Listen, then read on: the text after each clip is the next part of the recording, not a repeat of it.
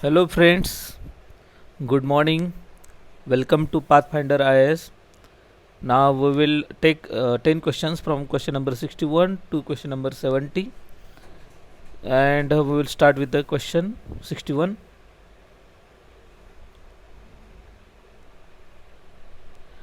The service area approach was implemented under the purview of uh, IRDP, Lead Bank Scheme, MG Narega, and National Skill Development Mission. Now, if you have read about the history of banking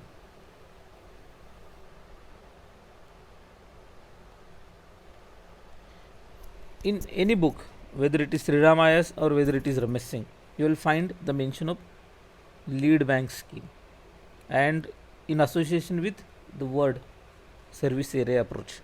I had read Ramesh Singh and I was able to solve this question in few seconds because I knew the question or I knew these words and this scheme. Okay, so whenever you are reading any material, try to revise it again and again so that these things will become common for you, and this will, like, such questions will give you 2 marks in just few seconds, at the same time saving your a lot of time, and that can be used in other questions.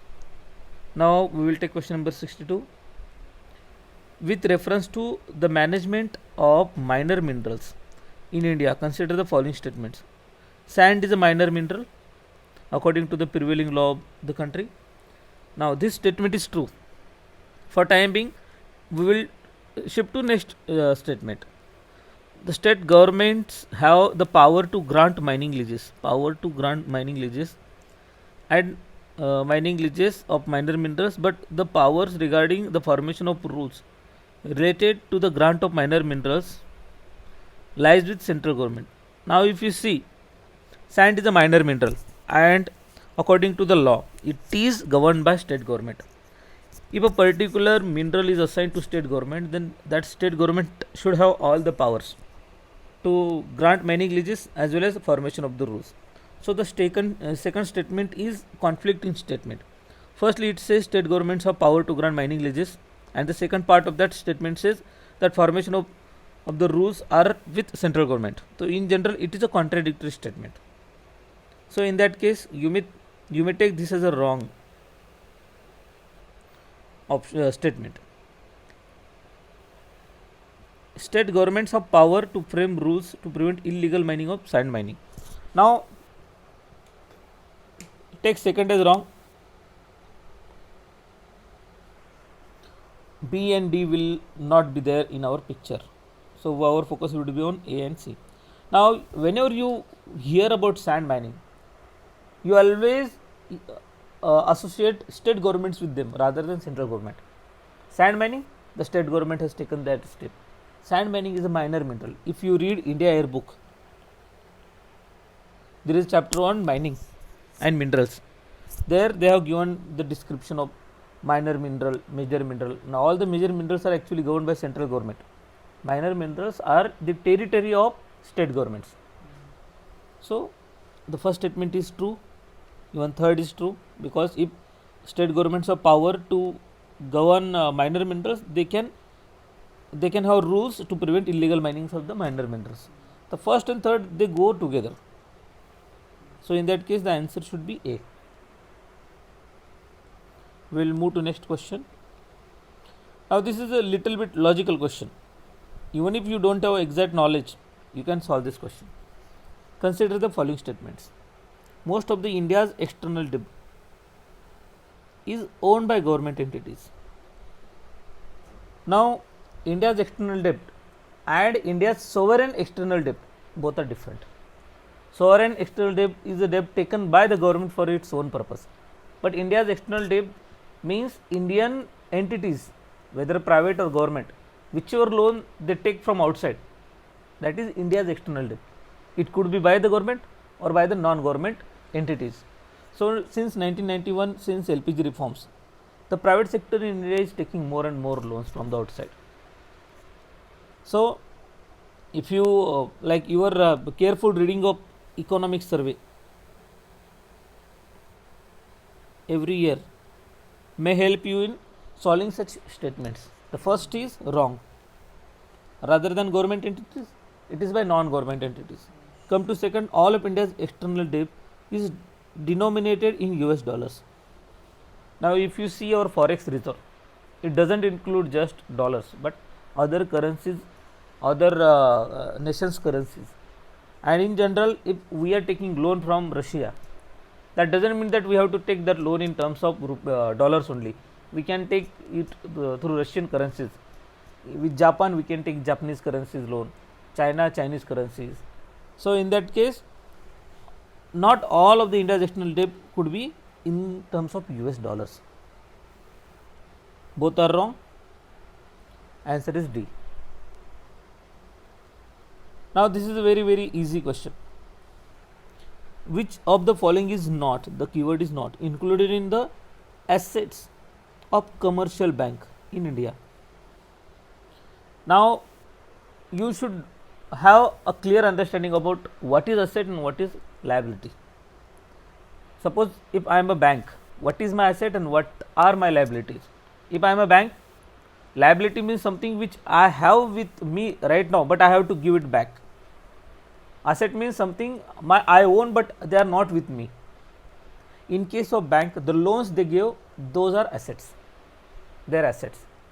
But the deposits that a person holds with bank, it is the liability of the bank.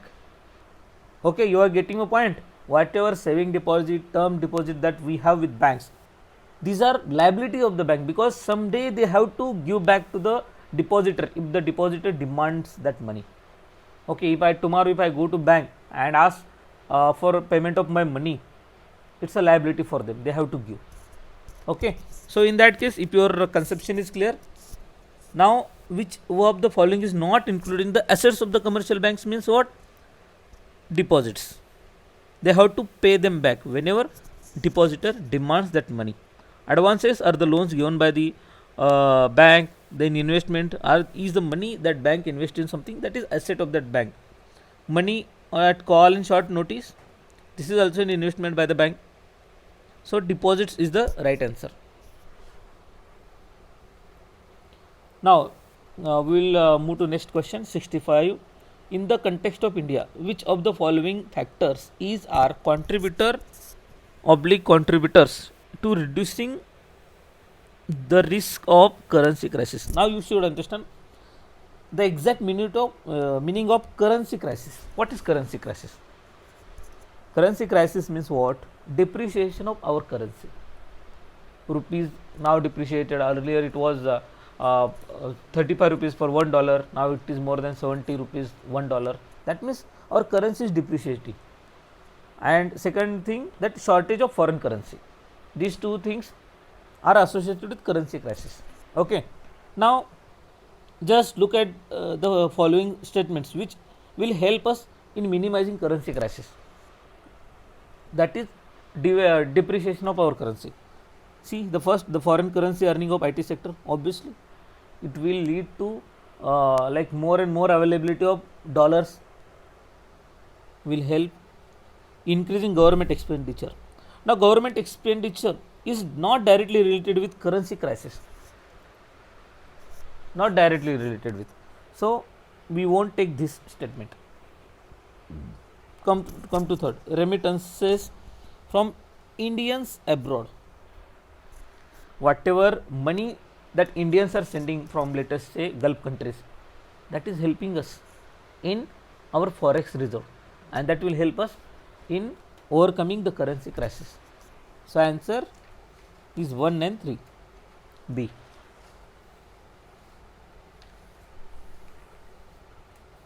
Now it is a very straightforward and factual question. Here you have limited scope of any logic or understanding. Here you should know the fact. Which one of the following suggested that the governor should be an eminent person from outside the state and should be detached figure without intense political links, or should not have taken part in politics in recent past? Now it is a very factual question. Answer is Sarkaria Commission. So here there is no scope for logic or something. You have to read Lakshmikant well. There is a chapter on center-state relation. There they have mentioned about Sarkaria Commission and its recommendations. Now this question has been always in news. The term which is the answer of this question has always been in news because of like round tripping and many other things, money laundering. Which of the following is issued by registered foreign portfolio investors to overseas investors who want to be part of Indian stock market without registering themselves directly? The answer is participatory notes. Now just if you read economic books, whether it is Ramesh Singh or Sriram notes. If you read these books, this word will be mentioned somewhere where FDI and FII are mentioned. It is related with FII. Some people they want to invest in India, but they don't want to reveal their identity. What they will do? They will invest in forest portfolio investments, and those entities will invest in India. But now the government thinks that it is one of the source of corruption or one of the source of round tripping, one of the source of black money entering in our country. So that's why it is always in news. Participatory notes. Okay, the answer is D. Now question number 68. Consider the following statements. As per the law, compensatory apportionment fund management and planning authority exist at national and state law. Recently, the law has been brought in by the government, and they have provided for bodies at both the level, at central as well as state level. So first statement is right. Second, people's participation is mandatory in the compensatory afforestation program carried out under the Compensatory Afforestation Fund Act 2016.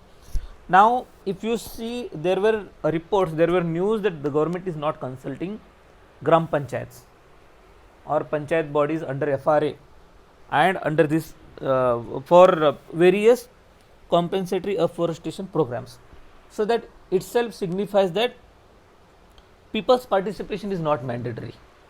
So you have to read current affair material thoroughly, and you have to recollect your readings, previous readings, what you might have read about this scheme, this policy, this law, and that knowledge can help you in solving such questions.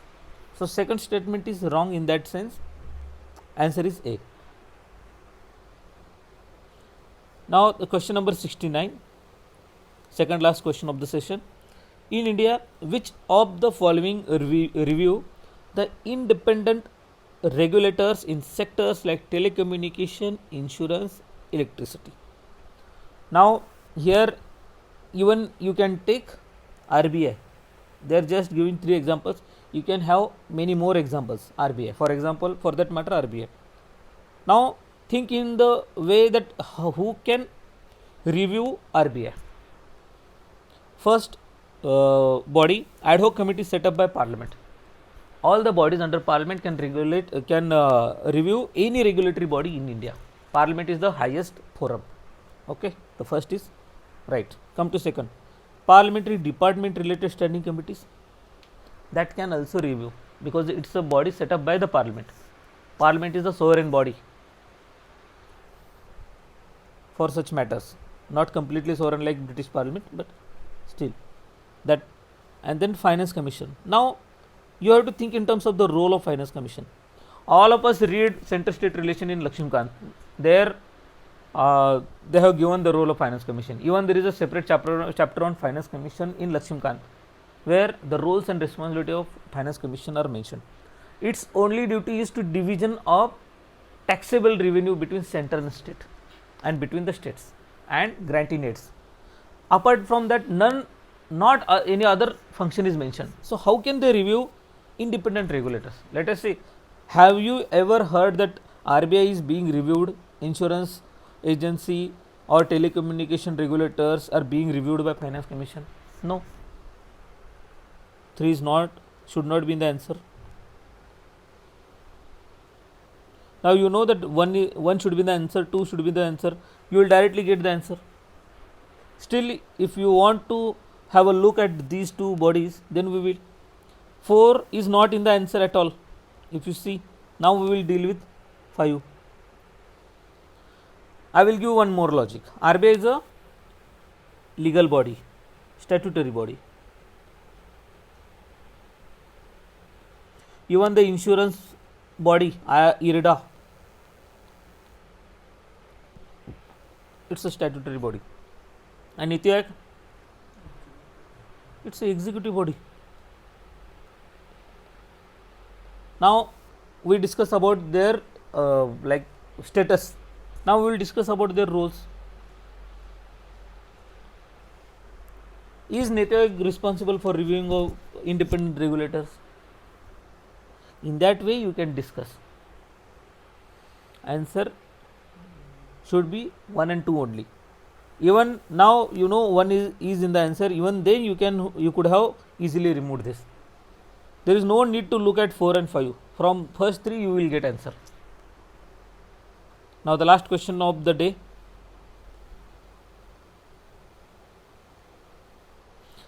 With reference to India's 5-year plans, which of the following statements are correct?